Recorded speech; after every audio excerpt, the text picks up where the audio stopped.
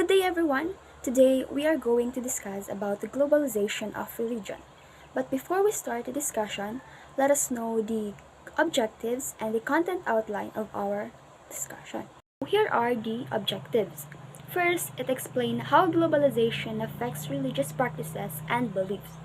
Second, it is analyze the relationship between religion and global conflict and controversially world peace. Let's go now to the understanding religion in a globalized world. First, let's know the definition of religion. Religion is the belief in a god or in a group of gods. For example, Christianity, we only believe in one god. The same with Islam and Judaism. We are called monotheistic religion. Ancient Greek or Roman beliefs is the people who believe in a group of gods. They are called polytheistic religion. Religion is an organized system of beliefs, ceremonies, and rules used to worship a god or a group of gods.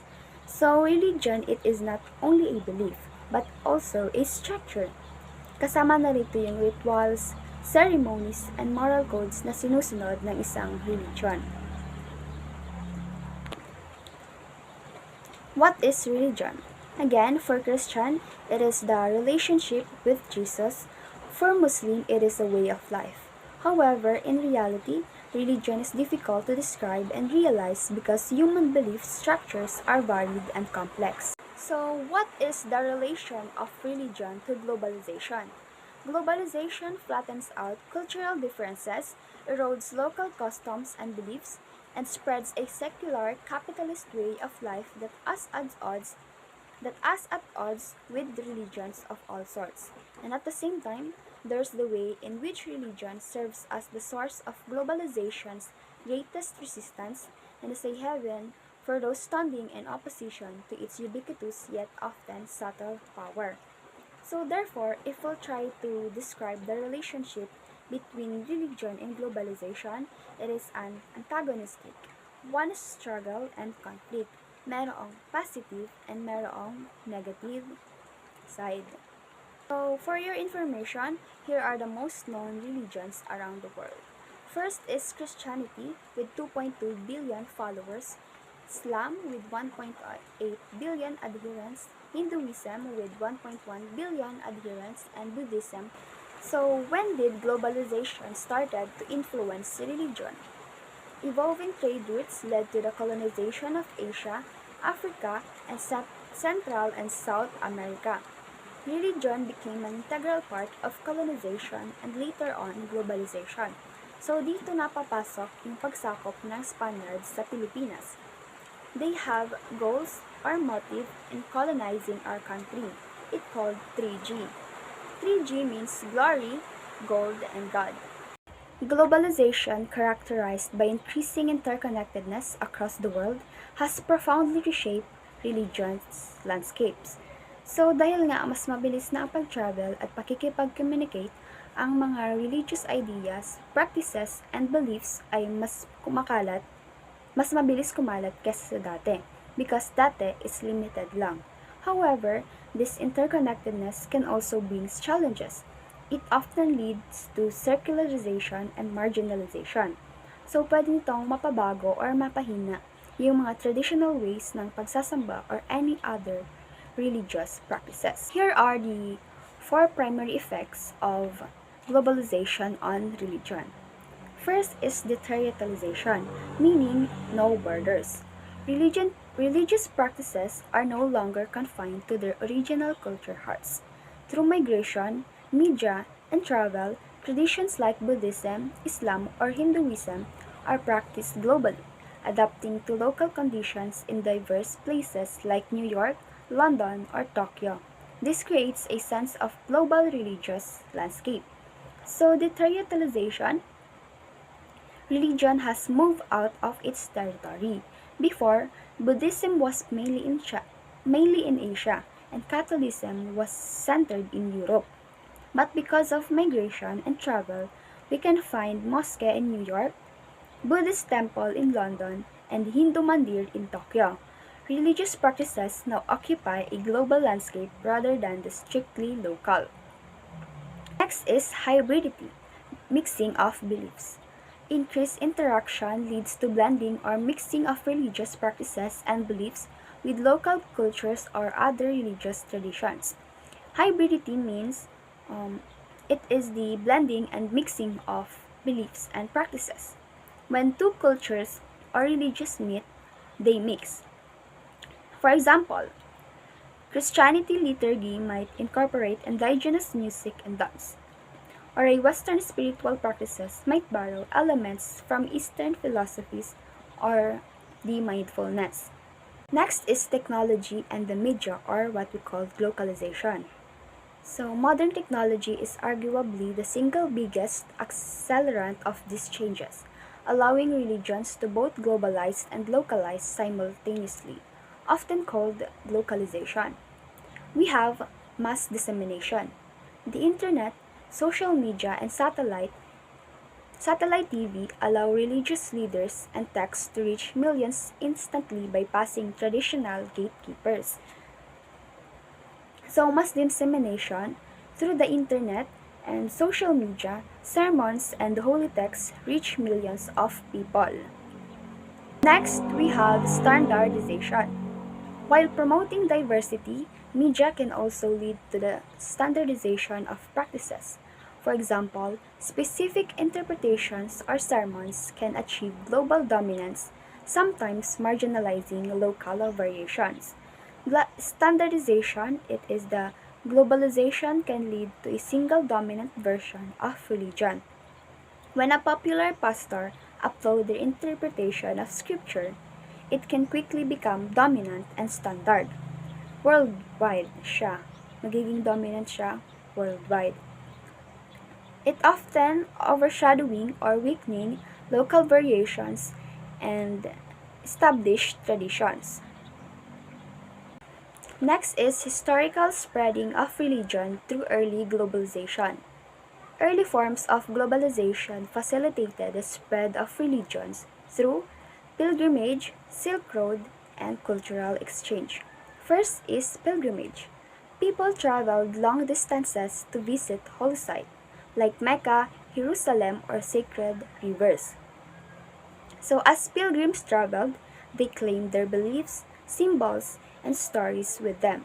They shared their faith with the people they met along the way. Next is Silk Road.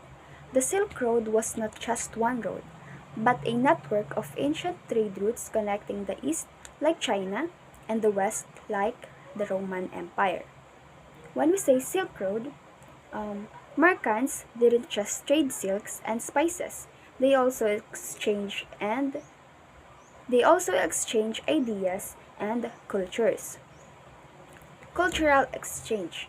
This is the sharing and mixing of traditions, customs, and knowledge between different groups of people. So, cultural exchange is when different societies interacted through migrations, trade, or conquest. Here are the impact of globalization on religion. First, it flattens cultural differences, erodes local customs and beliefs, spreads secular capitalist way of life, and religion is being strengthened. Modern dissemination of religious ideas. In contemporary times, religionists disseminate their ideas and practices using advanced tools of globalization through the use of information technologies, media, transportation, and modern technologies. So first, information technology. So it is the creation of countless websites that provided information about religions. These make pieces of information and explanation about religions ready at the disposal of any person regardless of his or her geographical location. So these websites allow people to contact each other worldwide and therefore hold forums and debates. Also, sharing religious texts, sermons, and educational content that allows religious ideas to spread and accessible to anyone with an internet connection. Next is media. So, media also play an important role in the dissemination of religious ideas. A lot of television channels, radio stations, and print media are founded solely for advocating religion. So, for example of this is broadcasting. So, radio and television broadcasts have historically and continue to reach vast audiences, expanding the physical reach of religions, leader, and services beyond local congregation. Next is transportation. So, transportation has also contributed considerably to the emergence, revivalism, and fortification of religion. So, the improvements in transportation, though less direct than digital methods, facilitate the physical movement crucial for the spread of religious ideas. For example, modern air travel and other transport systems enable religious leaders, missionaries, and scholars to travel globally for conferences, evangelical missions, and educational purposes. Next is modern technology. So it helped religious of different forms such as fundamentalist, orthodox, or modernist to cross geographical boundaries and be present everywhere. So it acts as the overarching force encompassing the digital and physical tools that accelerate dissemination. From the historical impact of the printing press to the emergence of artificial intelligence and virtual reality in worship, technology continually reshapes how faith is practiced, shared, and experienced, making it more accessible and personalized, while also presenting challenges such as misinformation and the individualization of worship. Next, we have the factors shaping Muslim and Christian ideas. We have three: global communications, global organizations, and global finance. So first, we have global communication. So global communication has fundamentally changed how Muslim and Christian ideas are disseminated and understood. For example, modern technology allows religious ideas, scriptures, and sermons to cross geographical boundaries rapidly and efficiently. This has enabled religious leaders such as Pope Francis with the Catholic Church use of social media to reach a broader audience. Next is global organization. So, global organization and the broader trend of globalization influence Muslim and Christian ideals by creating new contents for action and interaction. For example, the global challenges, for example, poverty and climate change, encourage Christians and Muslim organizations to find common ground in shared ethical values such as the commitment to economic justice and mutual aid to work for a collective social good. And also, religious organizations themselves operate globally, engaging in humanitarian efforts and promoting peace through interfaith cooperation and development goals. Lastly is the global finance. So, global finance shaped Muslim and Christian ideals primarily through discussion on ethics, social responsibility, and economic justice. So, the complexities of the global financial system have spurred both faith and emphasized ethical frameworks.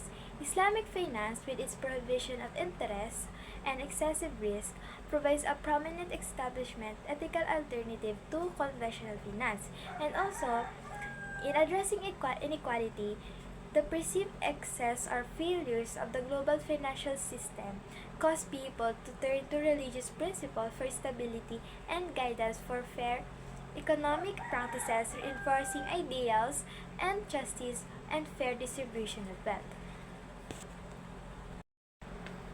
To sum it up, global communication, global organizations, and global finance significantly shape Muslim and Christian ideals by facilitating the spread of religious ideas, creating a context of competition and interfaith dialogue, and promoting discussions around ethical values in economic systems.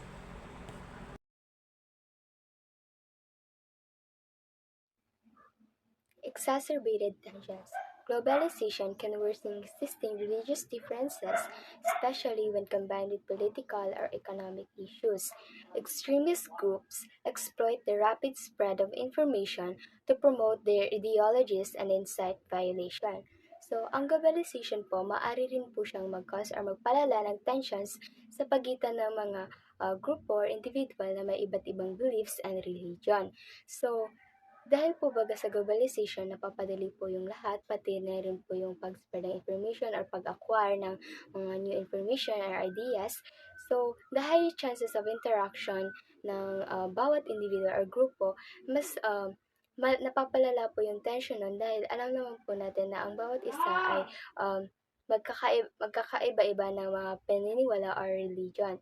So, nangyayari ito lalo na kapag ang isang grupo ay wala silang pangunawa or hindi nila nirerespeto yung ibang religion. So, yung extremist group, dahil po sa globalization po, baga, napapadali po yung lahat. Yung extremist group po, ginagamit nila itong opportunity para mapalaganap nila yung kanilang ideologies and yung mga gawain nilang pang-terorista. Identity politics. In a globalized world where traditional national identities may weaken, religion can become a primary marker of identity.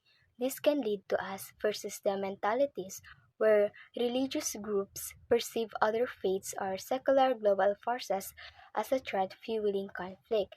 So, sa isang globalized world, yung traditional identity pwede po siyang humina. And dahil dito, yung religion pwede siyang magbigay ng identity sa isang tao or grupo. Then, since dahil sa globalization, mataas yung interaction ng mga tao, so this can lead to us versus the mentalities, lalo na since yung religion nga yung pinagbibasa nila ng identity, so this can lead to us versus the mentalities na kung saan yung hindi nila kasama sa grupo or yung other group ay tinuturing nilang threat sa kanilang grupo. So, an example nito po is yung extremist group na kung saan ginagamit nila yung religion para bigyan ng identity ang isang tao and para parang gawin yung kanilang mga gawain or maisakatuparan yung kanilang mga gawain, lalo na yung target nila dito is yung hindi nila kasama sa kanilang grupo. Globalization also creates competition between religion. By bringing them into contact, it transforms religion into a world system of competing faiths. As Turner 2007 notes, globalization makes religion more aware of themselves as distinct world religions.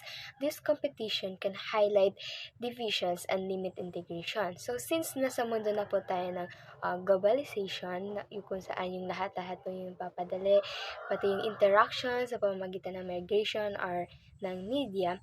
So since nakabase din ang identity ng isang tao sa religion, nagiging dahilan din po ito ng pagkakaroon ng competition na kung saan kung ano yung religion nila or yung pinaniniwalaan nila, kailangan nilang ipakita.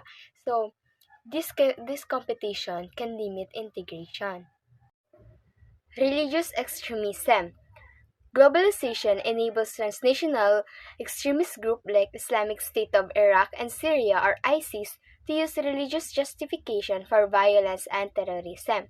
As seen in the 9/11 attacks in Iraq, this group leveraged global networks to recruit, fundraise, and coordinate attacks threatening global peace. So itong ISIS, isa siyang example ng extremist group or religious extremist group na kung saan ginagamit nila yung religion nila or pinaniniwalaan nila para maisagawa yung mga gawain nilang pang-terorista na kung saan yung pinaka-target nila dito is yung hindi kabilang sa kanilang grupo or yung mga hindi naniniwala sa kanila na kung saan yung pinaniniwalaan nila na ayos lang ang gumamit ng violence. And itong 9/11 attack, ito yung attack na nangyari noong September 9, 2011 na kung saan yung 19 Al-Qaeda hijack for passenger plane ng US.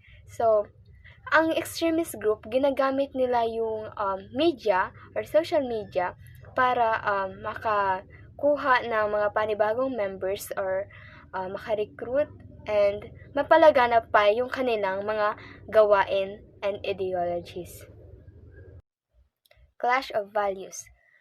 The perceived clash between traditional values, secular and liberal values, often associated with globalization, can create deep ideological divides, contributing to social unrest and conflict between and within nations. So, globalization, nagdudulot siya ng pagtaas ng interaction na kung saan yung traditional values maaari siyang humina dahil sa impluensya, maaaring ang isang bansa ay maka-experience ng conflict sa loob ng bansa nila.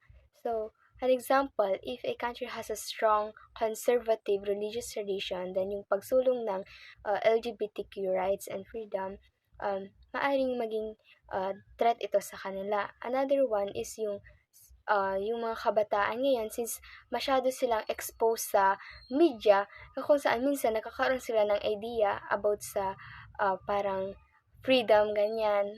So, ganyan po ang example. Role of religion in promoting world peace. Religion can be a powerful force for promoting world peace through interfaith dialogue, shared moral frameworks, peace-building efforts, and transnational solidarity. Interfaith dialogue and cooperation. Globalization brings diverse religious communities together, creating opportunities for dialogue and cooperation. These initiatives promote understanding, break down stereotypes, and build bridges, contributing to peace. Dahil daw sa globalisasyon, nagkasama-sama ang iba't ibang relihiyosong komunidad na lumilikha ng mga pagkakataon para sa dialogo at kooperasyon. Ang mga inisyatibong daw na ito ay nagtataguyod ng pag-uunawa, nagwawasak ng mga estereotipo, at nagtatayo ng mga tulay na nag-aambag sa kapayapaan. Clash of values.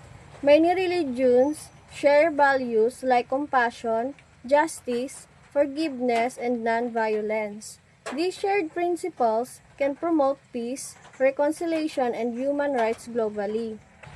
Meaning, maraming relihiyon daw ang nagbabahagi ng mga pagpapahalaga tulad ng pagkahabag, yanakatarungan, kapatawaran, at kawalan ng karahasan.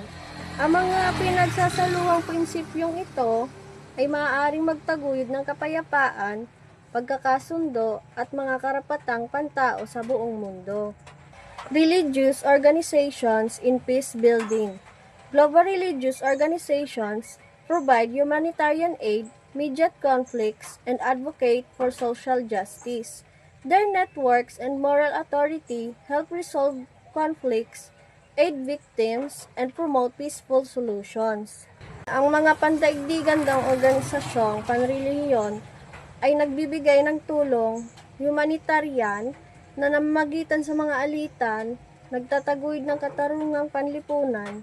Ang kanilang mga network at moral na awtoridad ay tumutulong upang malutas ang mga alitan, tumulong sa mga biktima, at magtaguyod ng mga payapang mga solusyon. Transnational solidarity. Globalization allows religious communities to form global networks, uniting people to address challenges, advocate for peace, and support marginalized groups. This global unity can be a powerful force against division. Pinahihintulutan ng globalisasyon ang mga reliyosong komunidad na bumuo ng mga pandaigdigang network na nagbubuklod daw sa mga tao upang tugunan ang mga hamon, magtaguyod ng kapayapaan at suportahan ang mga marginalized na grupo. Ang pandaigdigang pagkakaisang ito ay maaaring maging isang malakas na pwersa laban sa pagkakabahagi.